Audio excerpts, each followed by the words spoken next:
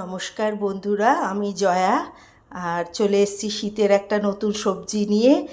এটাকে অনেকে শালগম বলে, আবার অনেকে ওলকপি বলে। এই যে এটা করব আমি। আর এটা আমি একদম মানে মাংসের মতন কষা কষা করে চিংড়ি মাছ দিয়ে করব। আবার নিরামিষও করা যায়। আজকে আমি দিয়ে চিংড়ি মাছ দিয়ে করব, ওটা দিয়ে আমি আপনাদের দেখাবো। আর এরপরে যখন নিরামিষ একটা সিক্রেট মশলা দিয়ে করব, সেটাও আবার আরেকদিন দেখাবো। তাহলে চলুন কিভাবে করছি, আর আমার সাথে থাকুন। এই যে এরম করে গায়ের চোকলাগুলো ছাড়িয়ে নেবে। এই যে ওলকপিগুলো এরম করে কেটে নিচ্ছি পিস পিস করে। যে ওলকপির জন্য গরম জল বসিয়ে দিয়েছি কড়াইতে। আর এই যে ওলকপিগুলো আমি একটু হালকা ভাপিয়ে নেব, মানে এগুলো একটু শক্ত হয় তো। আর তার সঙ্গে একটু আলুও সেদ্ধ দিয়ে দেবো। আলুটা একটু পরে দেবো। ওলকপিটা দিয়ে দিলাম, দিয়ে একটু ঢেকেও রাখবো। এটা তেতে গেছে। আর এই যে সর্ষের তেল দিয়ে দিচ্ছি পরিমাণ মতন। তেলটা তাতুক, তারপরে রান্নাটা বসাবো। ফুলকপিটাকে সেদ্ধ করে নিয়েছি, আমি একটু ভেজে দিচ্ছি, তাহলে খেতে স্বাদ হয়। হালকা একটু ভেজে আবার তুলে নেব, তাহলে খেতে না স্বাদ হবে। এমনি আপনি মশলা কষিও পরেও দিতে পারেন, কোনো অসুবিধা নেই। কিন্তু আমার মনে হয় একটু হালকা ভেজে নিলে খেতে জিনিসটা যত তরিজুত করবে তত খেতে ভালো লাগবে। এই যে একটু ভেজে নিয়ে একটু নুন আর হলুদ দিয়ে একটু ভেজে দেবো।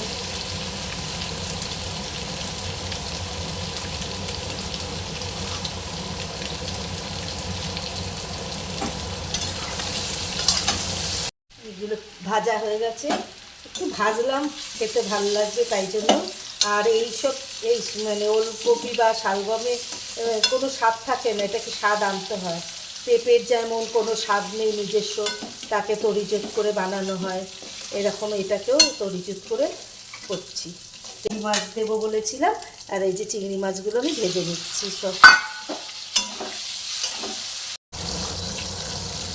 এরপরে আমি এর মধ্যে অ্যাড করলাম তেজপাতা, সাদা গোটা জিরে, গোটা গরম মশলা।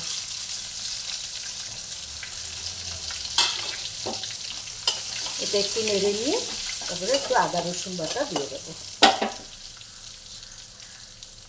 এই যে আদা রসুন বাটা দিয়েছি। কষানো হয়ে গেছে আদা রসুনটা। এরপর আমি দুটো পেঁয়াজ বেটে রেখেছিলাম, ওটাও দিয়ে দিলাম। দিয়ে এটা আমি একটু কষাবো। এটা কষে গেছে। এরপর আমি এর মধ্যে একটু টমেটো দিয়ে দিলাম, আর এর সঙ্গে একটু নুনও দিয়ে দেবো যাতে টমেটোটা গলে যায়। পরিমাণ মতো নুনও দিয়ে দিলাম একবারে তরকারিতে।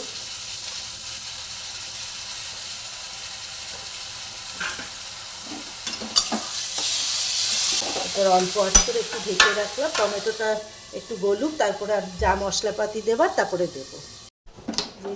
টমেটোটা একটু কষে গেছে, এরপরে আমি দিয়ে দেবো যা মশলাপাতি দেবার সব, এবার দিয়ে দেবো। দিলাম 1 চামচ ভরা ভরা জিরের গুঁড়ো, শুকনো লঙ্কার গুঁড়ো,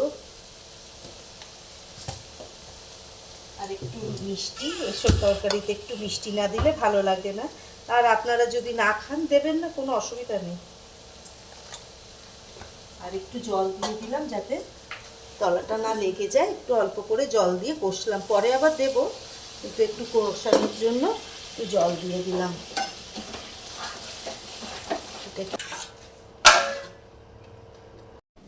মশলাটা আমার মনে হয় কষা হয়ে গেছে, হ্যাঁ অনেকটাই হয়ে গেছে। এরপরে আমি এর মধ্যে এইগুলো দিয়ে দেবো, এটা দিয়ে আবার একটু কষাবো। এতে অসাধারণ লাগবে। আর এরমভাবে করে দেখবেন চিংড়ি মাছ দিয়ে। তাহলে এটা একটু কষুন, আর আবার একটু 5 মিনিট ঢেকে রাখলাম। কষানো হয়ে গেছে আর এগুলো মোটামুটি সেদ্ধ হয়ে গেছে। আর এবার আমি পরিমাণ মতো জল দিয়ে দেবো। এটা মাখা মাখা করবো, খেতে ভালো লাগবে।